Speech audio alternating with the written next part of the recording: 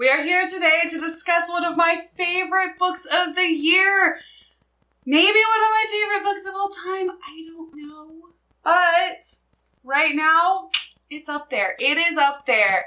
And while I love it so much, I can't deny its issues. I can't deny that it's not perfect. But for me, I don't need perfection in my books. I need gut-wrenching. I need an emotional connection. I need something that makes me relate to it and something that just makes me feel these powerful emotions. And that is what this book gave me. I will forewarn you, this book is not going to be for everyone. No book is.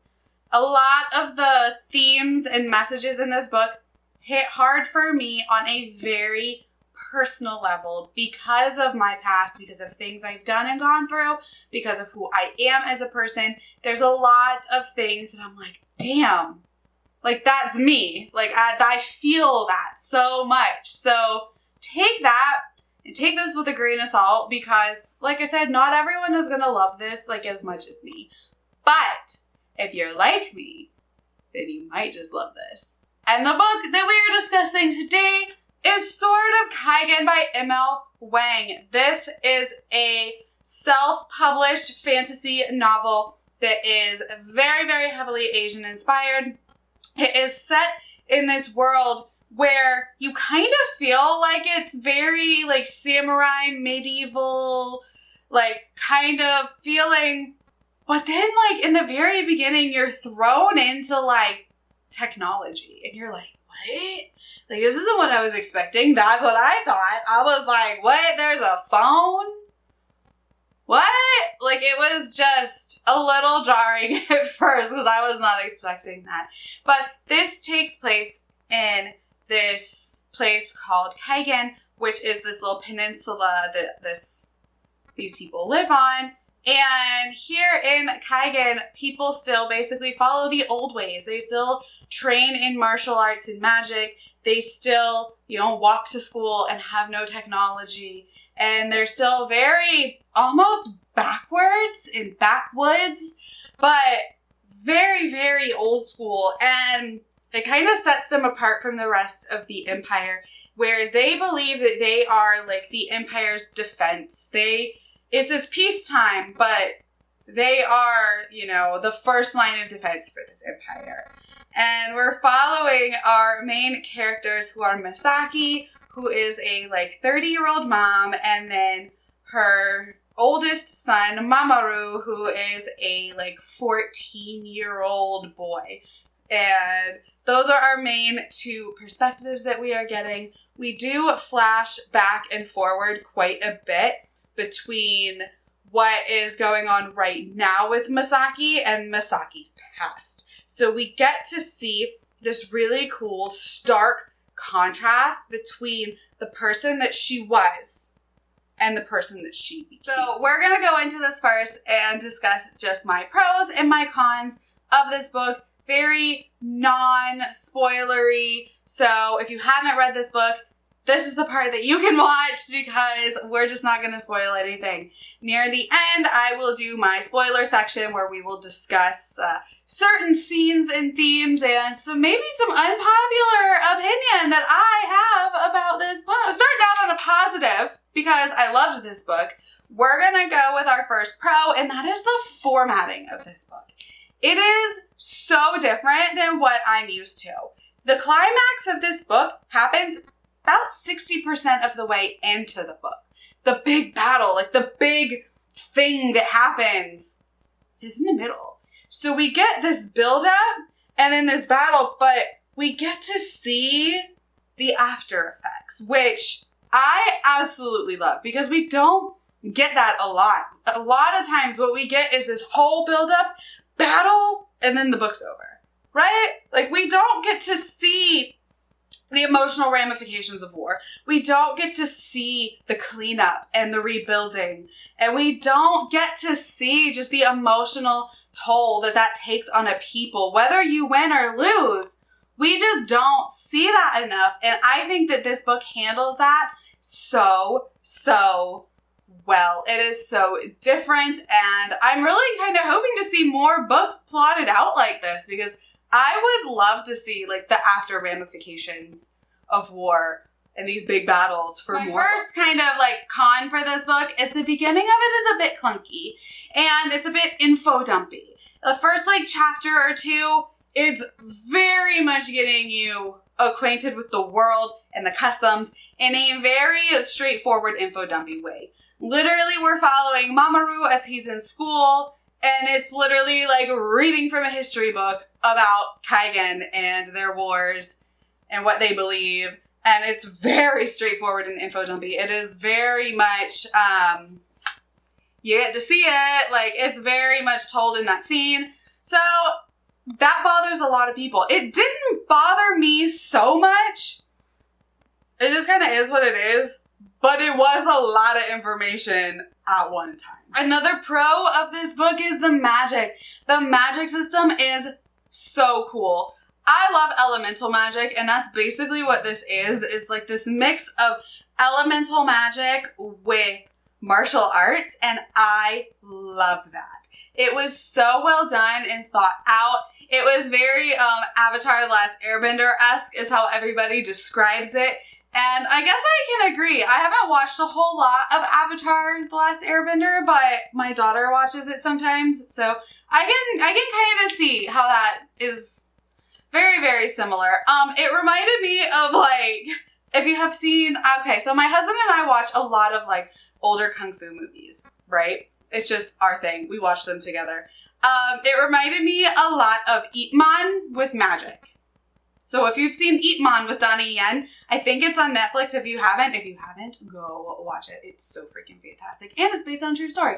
But it reminds me of like that aspect of the martial arts, and then like add in elemental magic. So definitely a really cool magic system. Another negative is one that I've only seen one other person talk about, and that is the Japanese language used in the book doesn't really make sense all the time to somebody that actually speaks Japanese. Now, didn't bother me at all. I don't speak Japanese. But my friend Taylor over at Made Between the Pages, she did a fantastic review of this book, and she discusses a lot of the language issues that she had.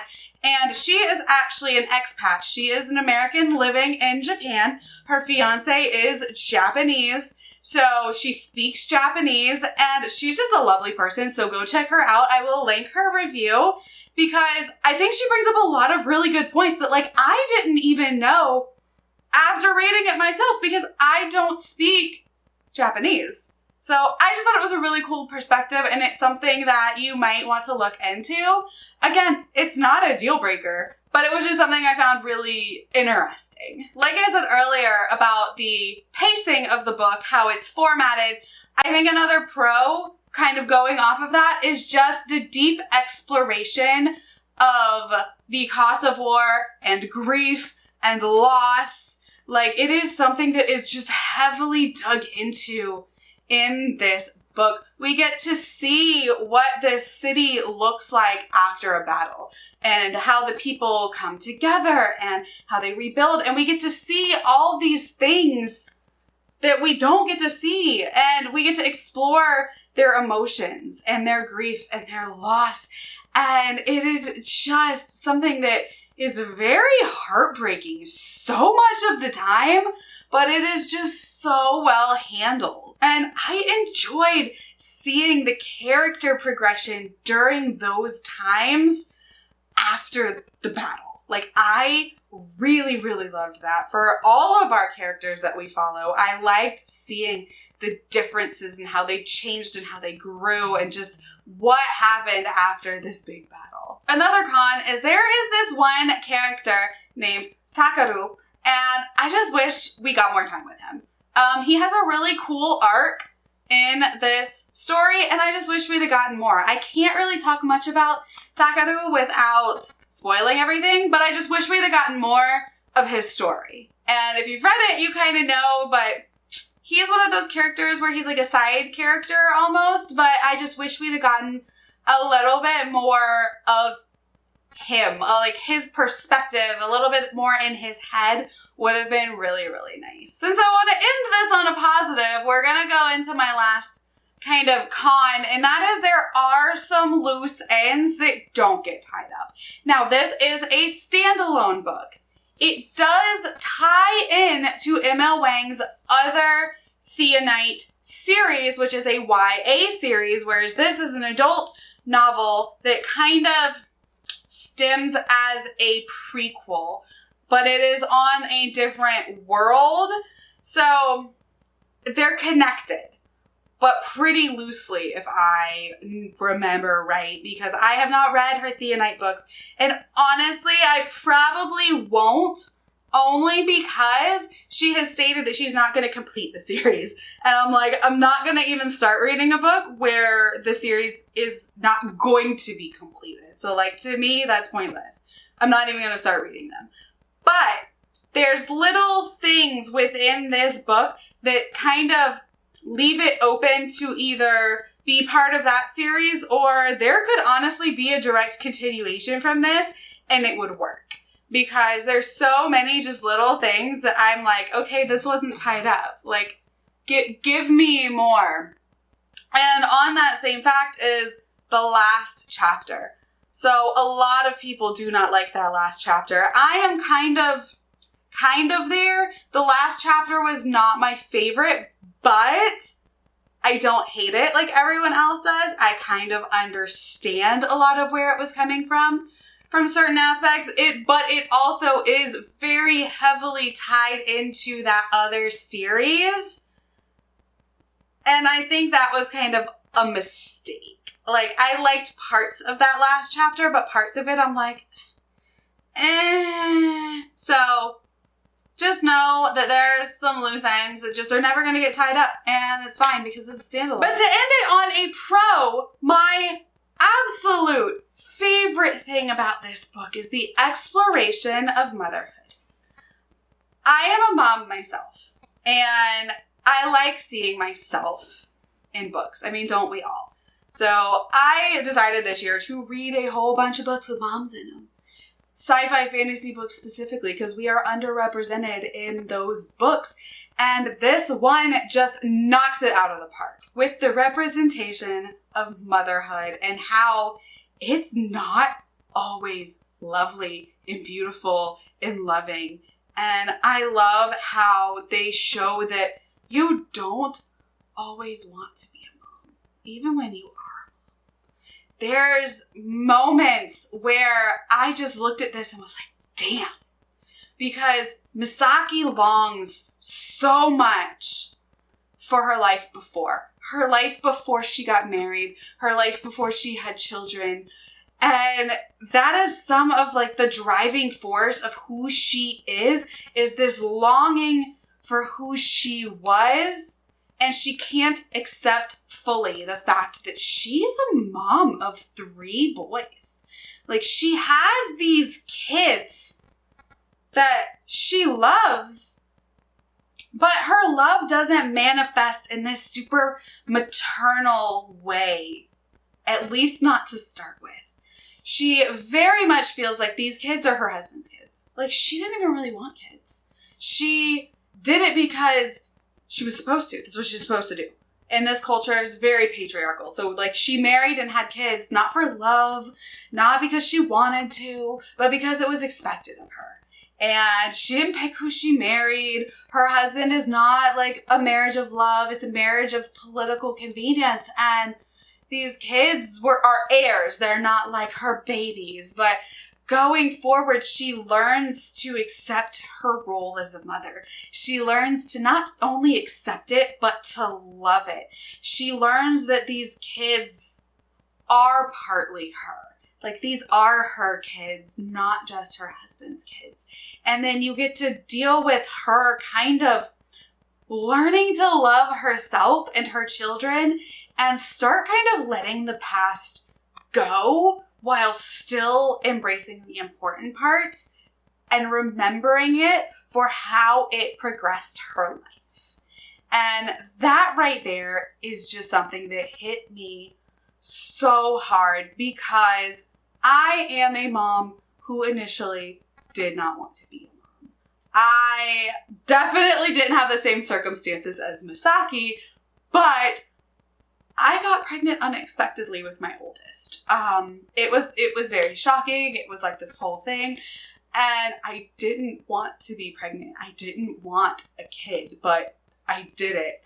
And while I did not have that same struggle of not bonding with my kids as soon as they were born, it was still so hard. And there were still times where I would look back on my life before and be like, I wish I was still there. Like, I wish that all of this family unit stuff was just not how my life ended up. And I feel like as moms, it's really hard for us to admit that. It's really hard to say, like, there's parts of being a mom that we don't love. There's parts that we might regret. Like, it's not sunshine and rainbows, y'all. Like, it's just not. And maybe I'm the only person out there, but I doubt it, that's like, I didn't want to be a mom, but I love it now. And I feel like that's the part of myself that I saw so deeply in Misaki, was her finally coming to terms with the fact that she is a mom and she loves those kids. So if you are on the fence about this book, pick it up. It's available on Kindle Unlimited. So if you have that, this book is free to read. It is a self-published book, so it really helps out the author for you to read it and for you to talk about it and for you to share it, because there's not a big publishing house behind this author. She did this all herself. So I think it's really cool seeing this book get the recognition that it deserves, because Emma Wang's writing is fantastic. While there are some issues with the book, it's still a 5-star read. It hits you in every emotion possible.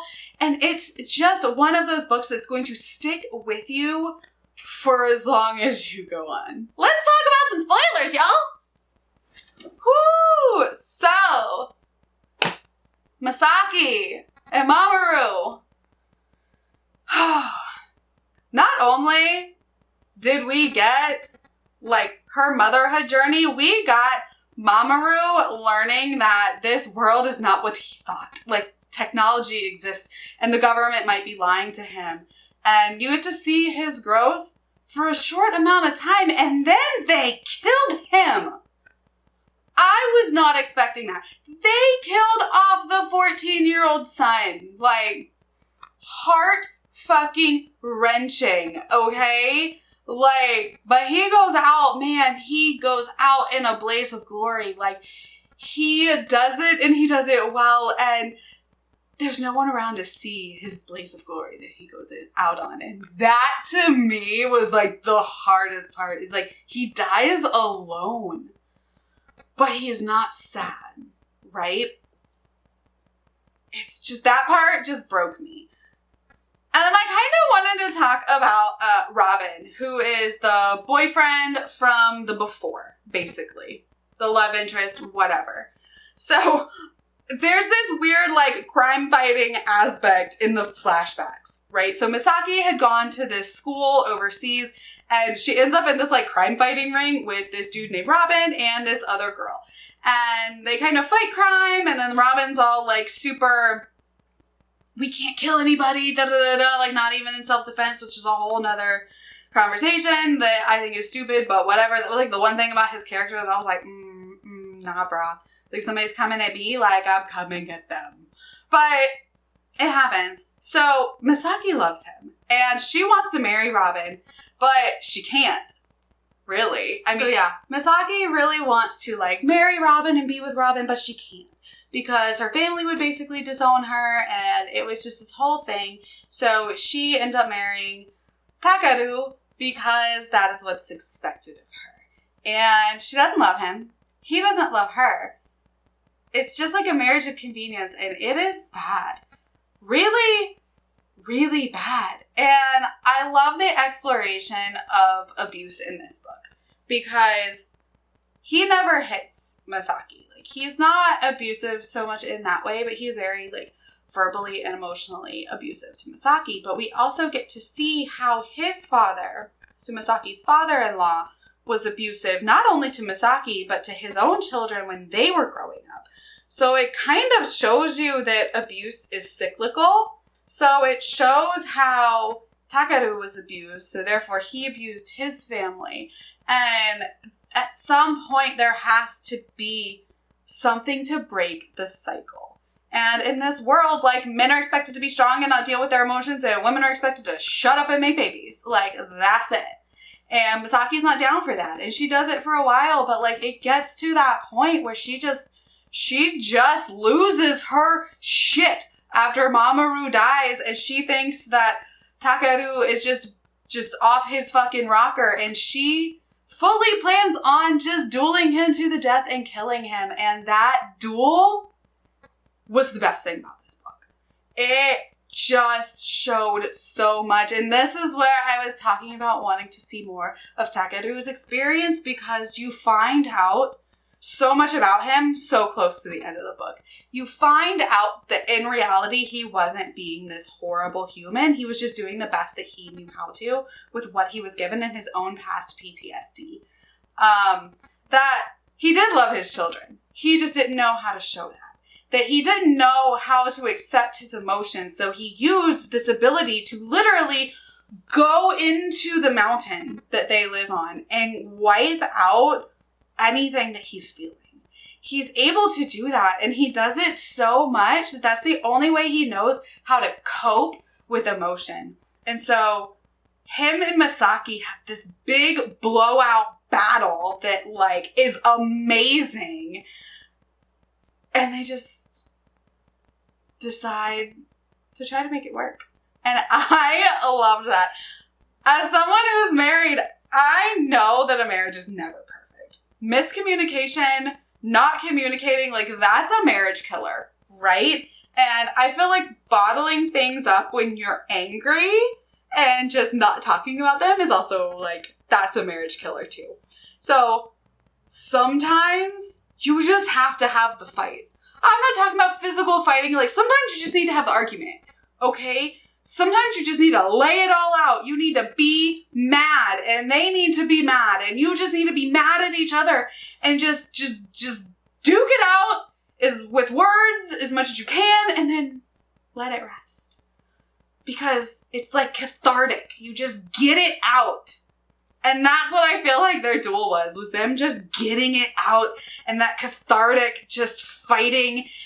And then at the end, they, like, walk hand in hand together, basically, like, okay, we're gonna face this together. And neither one of them are perfect. Even by the end of the book, like, Takeru is not all, like, women empowerment, and, like, Misaki is not, like, super cuddly, but, like, they're improving as humans together, and I love it. And it's great, right? And then there's the last chapter. We see Robin once more, who shows up at their house, actually invited by Takeru, which goes to show some real improvement on Takeru's person, his character, because before he was like, you can't even talk to this person from your past life, and now he's like, okay, I get it, you probably need closure. So he shows up, and he has a son, and, like, you get his whole backstory, and then that's literally it. He just gives you these, like, little backstory things, and it's very much a tie-in to the Theonite series, because that series follows Robin's child when they're older. So this is very much like a prequel throwback to the Theonite, like, it's a whole thing. But what I saw a lot of people complain about is that Misaki still, like, kind of loves Robin, and honestly, to me, that makes perfect sense. I mean, that first person you ever fell in love with, I feel like you never fully stop loving, no matter what. Even if you don't want to be with that person, the memories of them are so powerful that sometimes you just fall into them and you wonder what if. Like, even if you're perfectly happy with where you are right now, sometimes you wonder what if, and that's normal. And Misaki, I feel like that's what she's doing. She just has that moment of what if, because she will never stop loving Robin, and that's fine, because she's happy at the end of the book with her chosen life with Takaru and her kids and starting a restaurant with her sister-in-law. Like, she's happy in this life that no one ever thought would be hers because it's not who she was before. Like, out fighting crime. Like, come on. Now she's like an old mom restaurant owner who would still kick ass. But I actually really liked Robin at the end of the book. I thought it gave some closure, and it kind of shows that, you know, no one's perfect. You always kind of think about the past. No matter how much you want to block the past out, it's there and it's a part of you, and it's what makes you who you are today. So you can't ignore your past. You have to embrace it. And even though that's painful sometimes, it's important. So I got that out of that chapter. Even though I didn't like the aspects where there were loose ends and it was tied into the other, like, series, I like how that kind of wrapped up the Robin, Misaki, will they, won't they story. All right. Hopefully you enjoyed this. If you've read this, let me know what you think, because I feel like my opinions about Robin especially are very much not the norm. Like, I enjoyed Robin. I enjoyed the, like, crime fighting Arrow season 2 aspects of this book, because I feel like it's something that I could relate to as someone who has always longed for their life before. So it's just something that I really appreciated. And if you haven't read this book and you're still here and you watched all my spoilers, you should go read it, because I'm sure my rambly spoilers make 0 sense to you. So go read it and figure it out. All right, well, I'm Jessie. Thank you for hanging out with me, and I will talk to you next time. Bye.